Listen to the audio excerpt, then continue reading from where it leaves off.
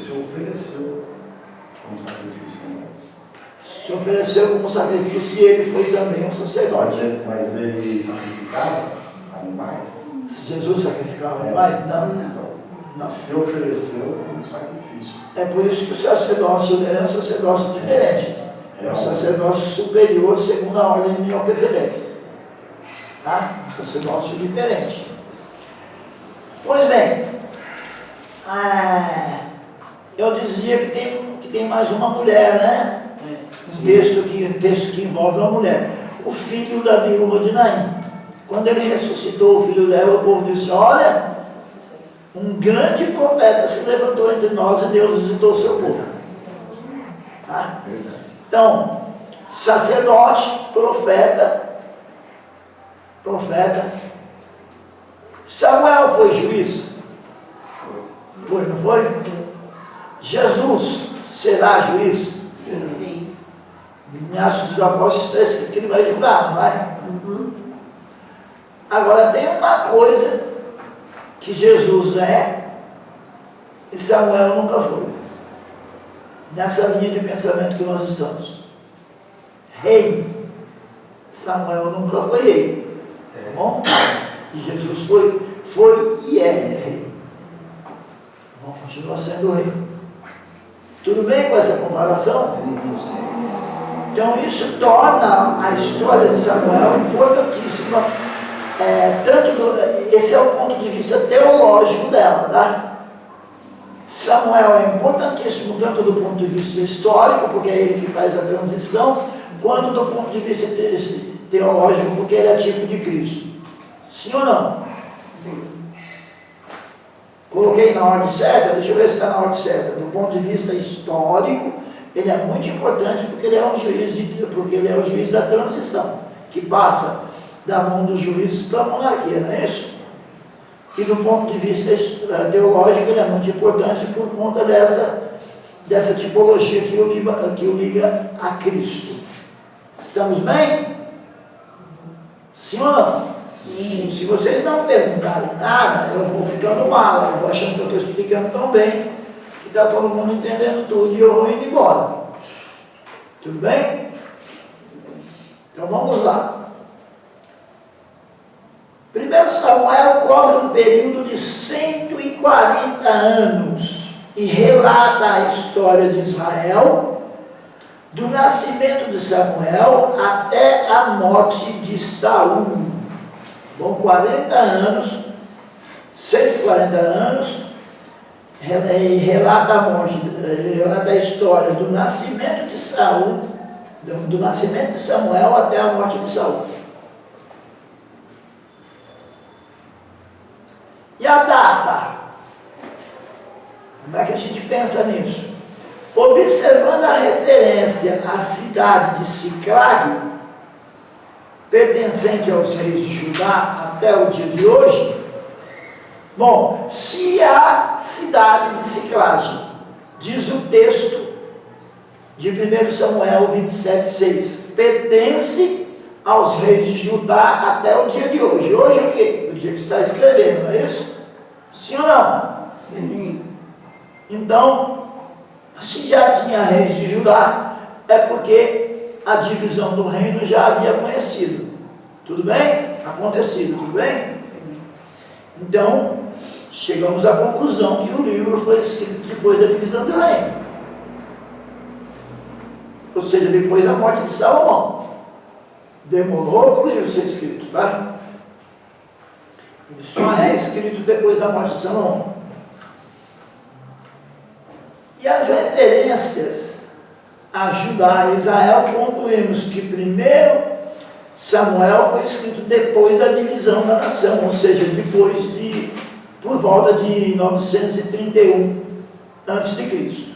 Tudo bem? Então esse tipo de exercício que nós acabamos de fazer, ele é muito importante para a gente se localizar dentro de datas. Tá? Pega um acontecimento, um fato e compara com outro para se localizar dentro das datas. Mas igual a senhora minha mãe. A senhora minha mãe dizia o seguinte: quantos quantos anos tem o João? Bom, eu não sei. Então vamos ver quantos anos tem o José. José tem 23 anos, João nasceu 10 depois, João tem 13. Ela seguia, calculava a idade dos filhos quando ela se perdia. Tá? E os nomes são reais. O José, meu irmão que já está com o Senhor, era 10 anos mais velho que eu. Então a minha mãe, quando ela se perdia no negócio, ela achava a idade de um para achar do outro. Tudo bem? E isso é normal, os historiadores também fazem para encontrar datas históricas. O nome do livro provém da história de Samuel, relatada na primeira parte do mesmo. Bom, aqui eu já passei, né? A data também eu já passei. O livro conta a história do sacerdote Eli, o nascimento e infância de Samuel, até ficar adulto e se tornar sacerdote e profeta do povo. Então Eli, ele foi sacerdote e foi também juiz, tá? Porque o texto diz que Eli havia julgado o povo, sim ou não? Sim. O texto de 1 Samuel diz que Eli havia julgado o povo. Depois de uma conferida, me parece que durante 40 anos, né? O nascimento e a infância de Samuel até ficar adulto e se tornar sacerdote e profeta do povo. Mostra as qualidades religiosas de sua mãe, mostra as qualidades de Ana, uma mulher de uma perseverança tremenda.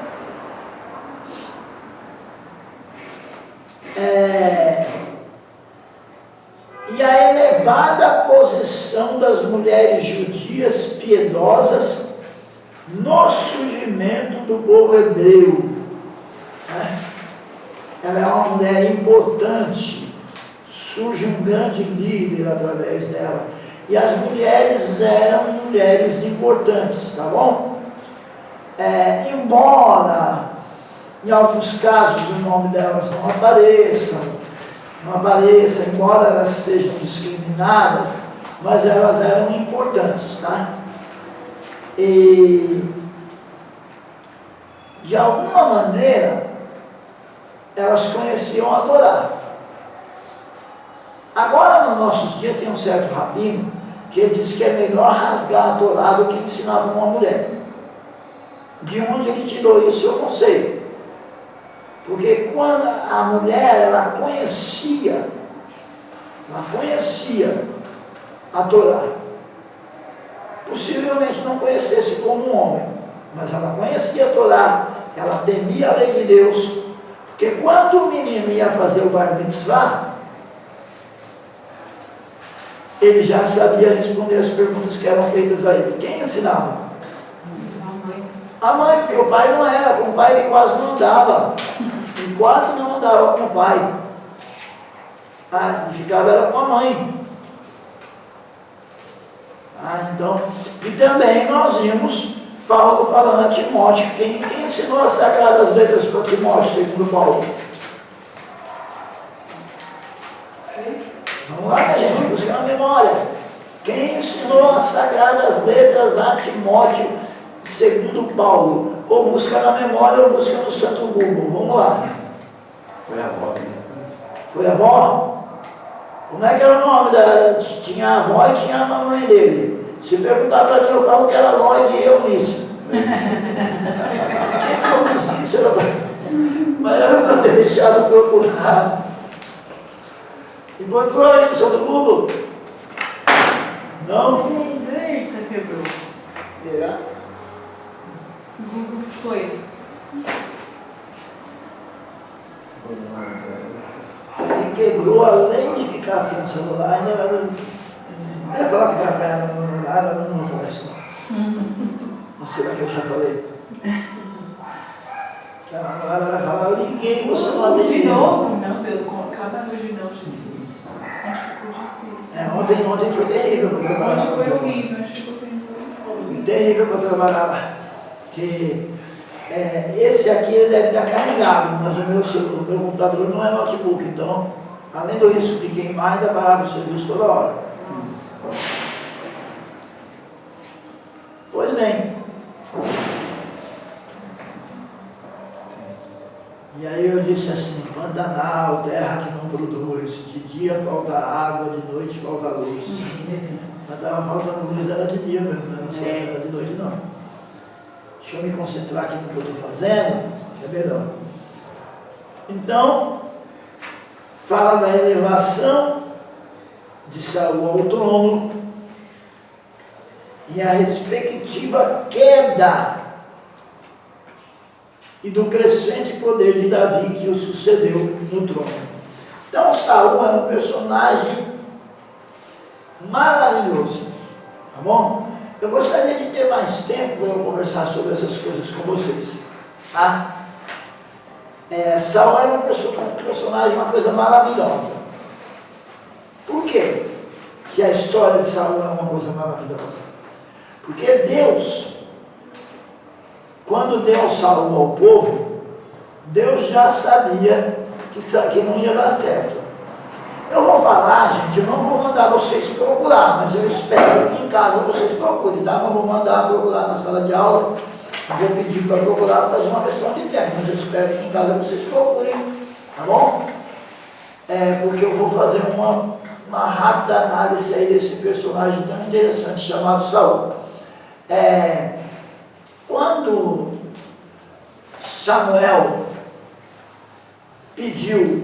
quando o povo pediu a Samuel um rei, estava errado eles pedirem um rei? Estava totalmente errado? Totalmente errado, sim ou não? Uma menina disse que sim, um menino disse que não, aí agora pegou fogo. Agora eu gostei do meu. Apresente o seu argumento, irmã Joyce. Por que estava totalmente errado o povo pedir um rei?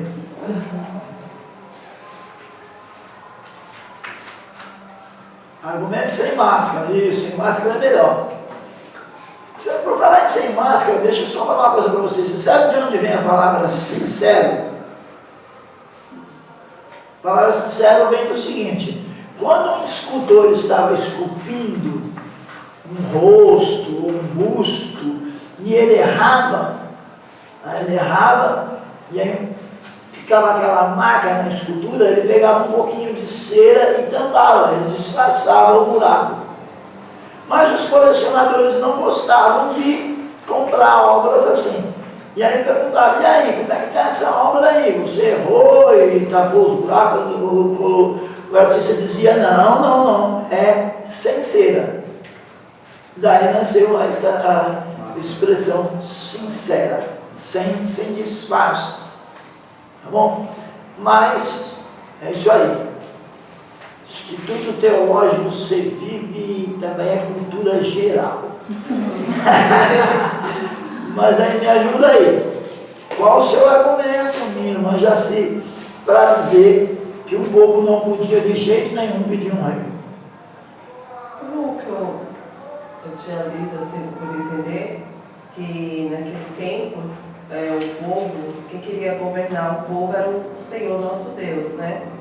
E por eles imitar alguns pagãos, que ele fala, aí eles foram pedir um rei. Tá. Irmão Luiz, ele acha que podia pedir. Justamente por causa disso aí é o contrário. Justamente por causa disso. Que coisa linda! Porque o povo viu. Ele filou, vocês viram? Não, porque o povo Explica esse viu. negócio pra nós, ó. O povo viu que os outros povos tinham rei. E era bem sucedido os outros povos. Brincadeiras à parte, irmão Luiz está certo. O problema não era pedir um rei. O problema era a motivação pela qual eles pediram. Tá bom? Sabe por que o problema não era pedir um rei? Porque uma hora eles iam ter rei mesmo. É Deuteronômio 14 ou é Deuteronômio 17? Leis acerca do rei. Ou é 17, 14 ou é 14, 17? Deuteronômio. Leis acerca do rei.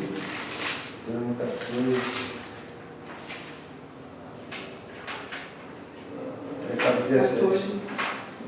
É 17, 14, né? Lei sobre os animais.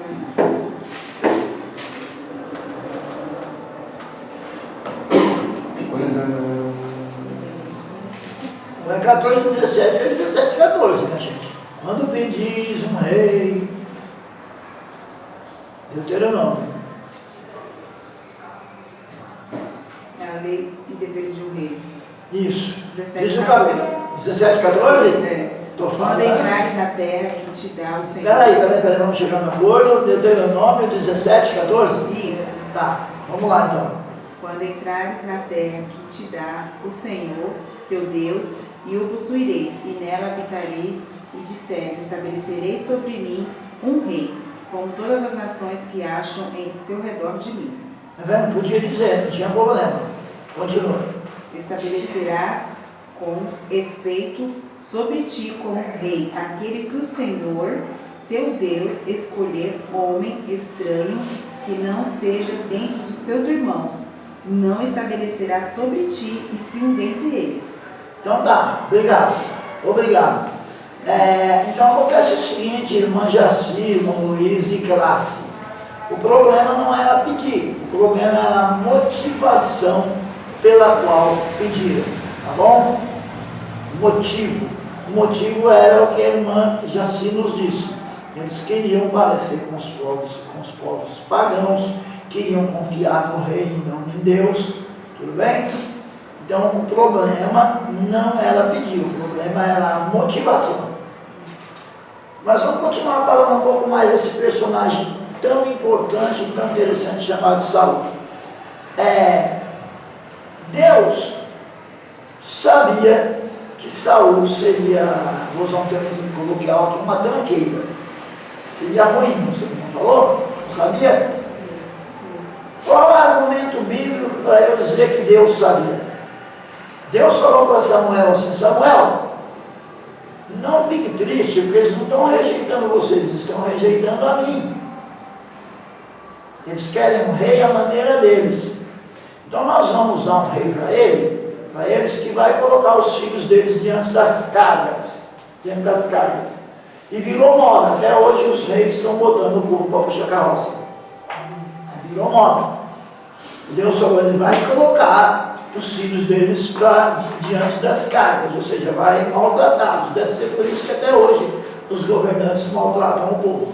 Seguem o exemplo de Saul, que Deus disse que Saul ia fazer isso. Por outro lado, olha que coisa interessantíssima.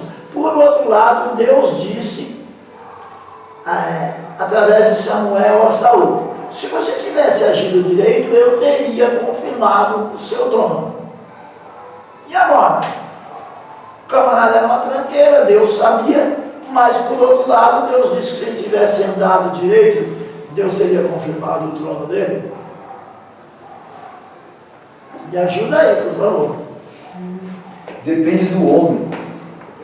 Depende do homem? Tudo depende do homem. O sacrifício na cruz do Calvário já foi feito.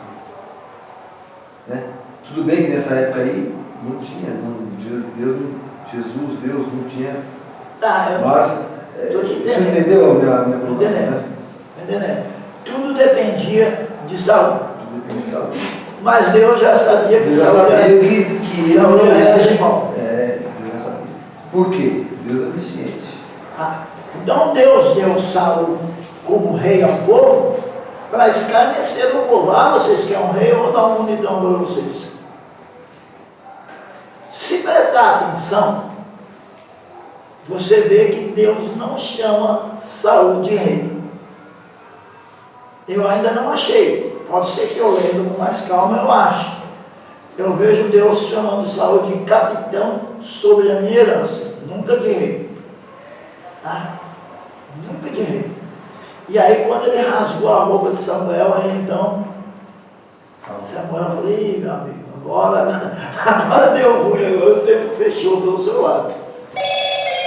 Agora o negócio ficou feio. Então é um personagem interessantíssimo. E olha, tem uns personagens. Pois não. Tem uns personagens que são bem parecidos. São bem parecidos. Por exemplo, Caim.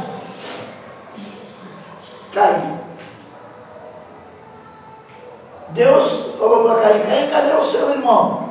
Caim respondeu: sei lá, por acaso eu tenho que tomar conta do meu irmão? Mal criado.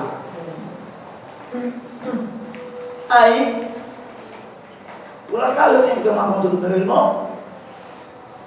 Deus perguntou: Caim, cadê o seu irmão? Mas eu tenho a obrigação de tomar conta do meu irmão. Pois é, Caim, só que o sangue, a terra abriu a boca para beber o sangue do seu irmão que você derramou.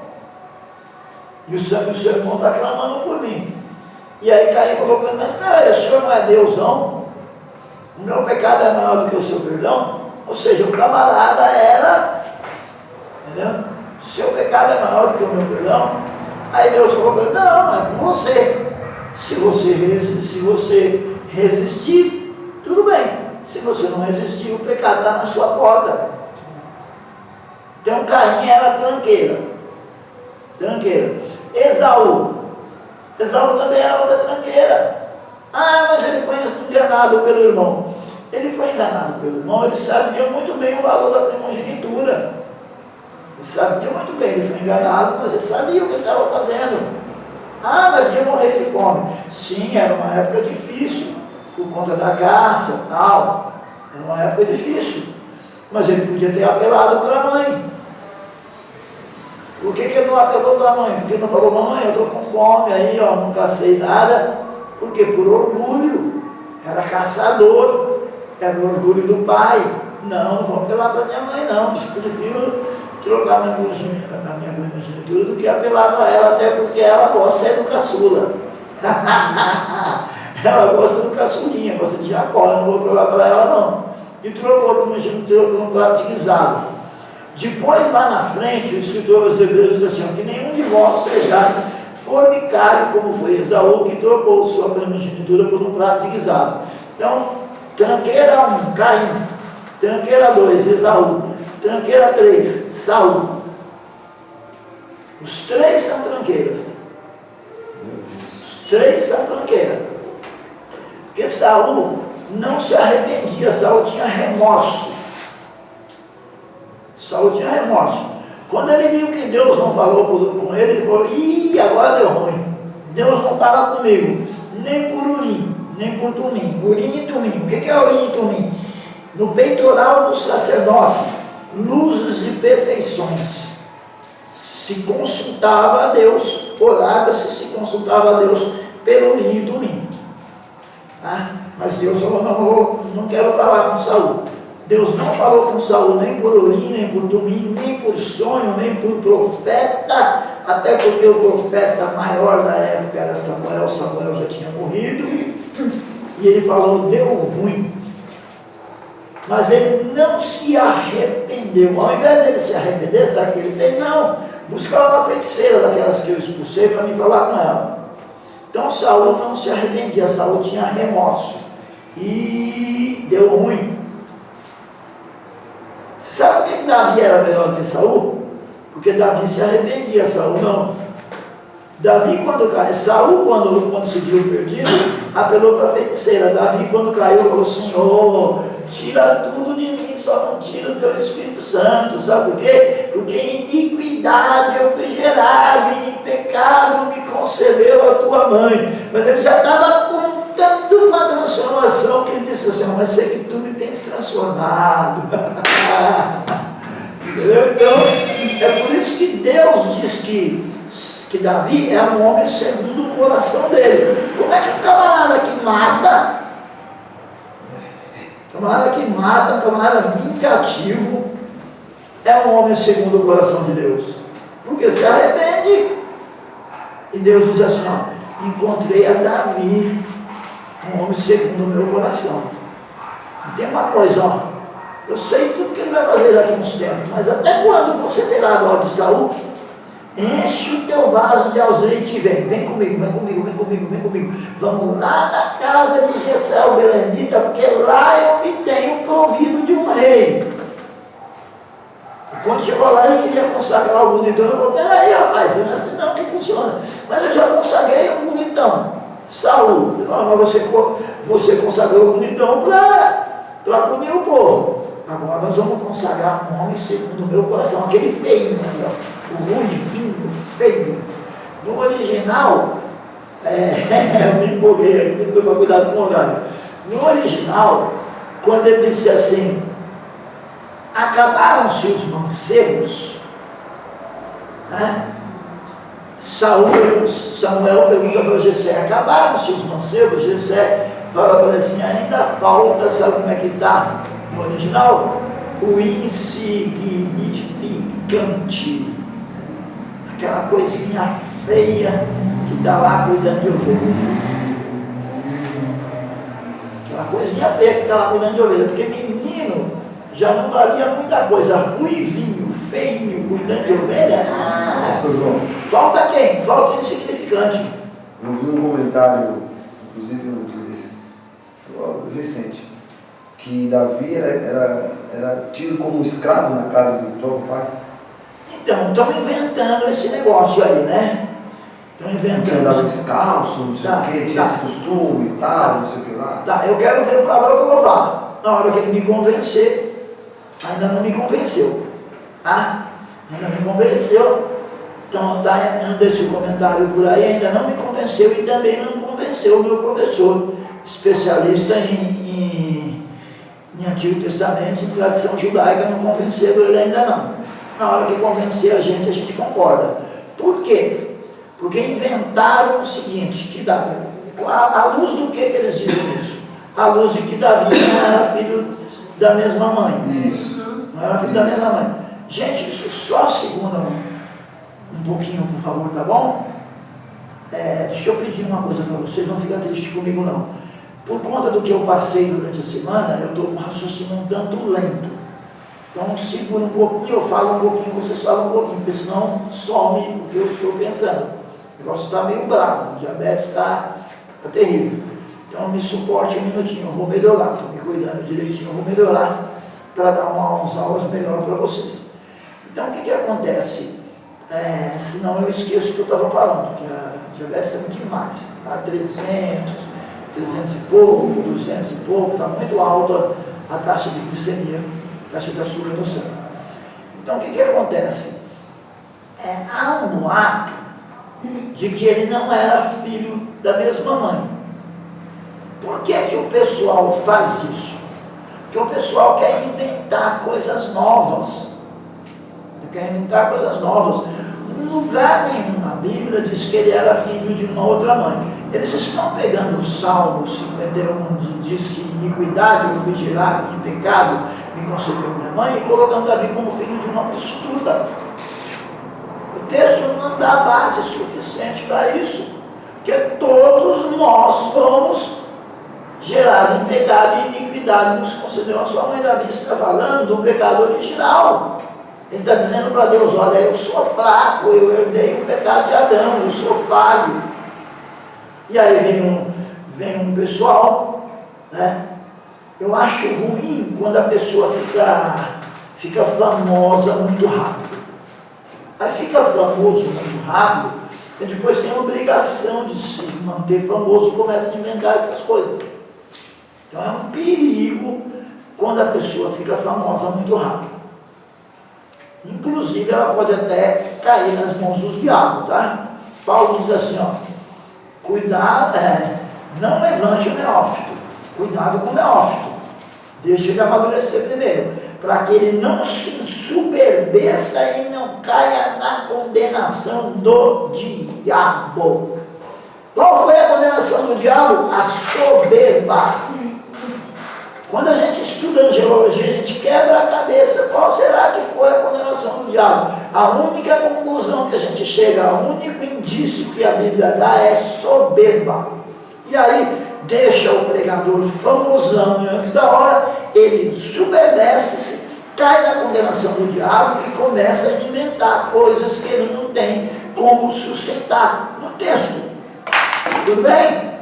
Então, até que se prove o contrário, Davi era filho da mesma mãe que os irmãos. O O que acontece é que ele, sendo mais novo, sendo garoto, não era apto para a guerra ainda, era pastor de ovelhas, e o próprio jeitinho dele, além dele ser um menino, não ser apto para a guerra ainda, ser pastor de ovelhas, o próprio jeito dele desagradava os irmãos, e daí vinha a perseguição, que só tinha um valor no homem que fosse para a guerra. Ah, menino, não enche a paciência. Tudo bem? Até que se prova ao contrário. Na hora de provar, a gente muda e diz, ó, descobriram diferente, agora nós vamos ensinar assim. Tudo bem?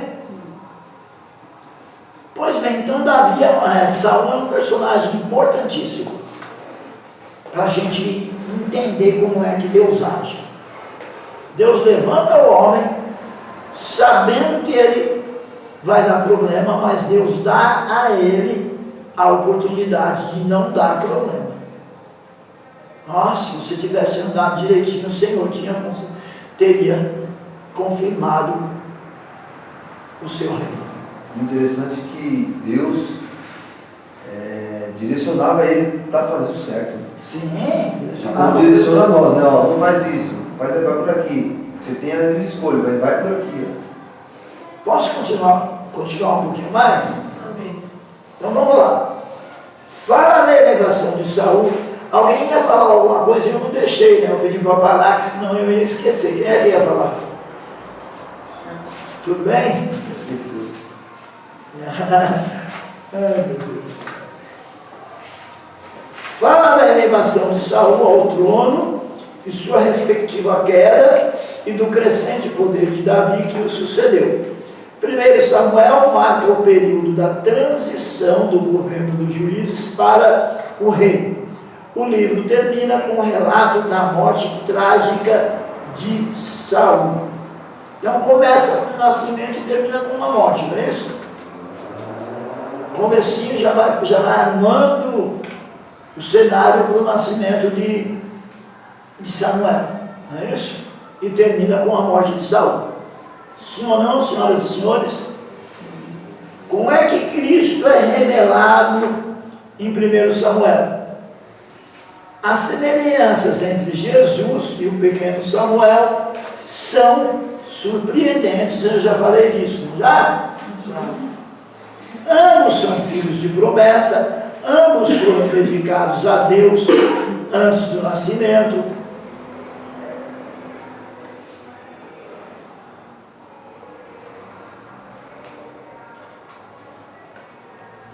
Ambos foram fontes de transição de um estágio da história da nação para outro. A história de Israel nunca mais foi a mesma depois de Jesus, né? Então Samuel trouxe uma transição, Jesus também trouxe. Samuel acumulou os ofícios de sacerdote e profeta e juiz, não é isso? Cristo é profeta, sacerdote e rei, e será também juiz, não é isso?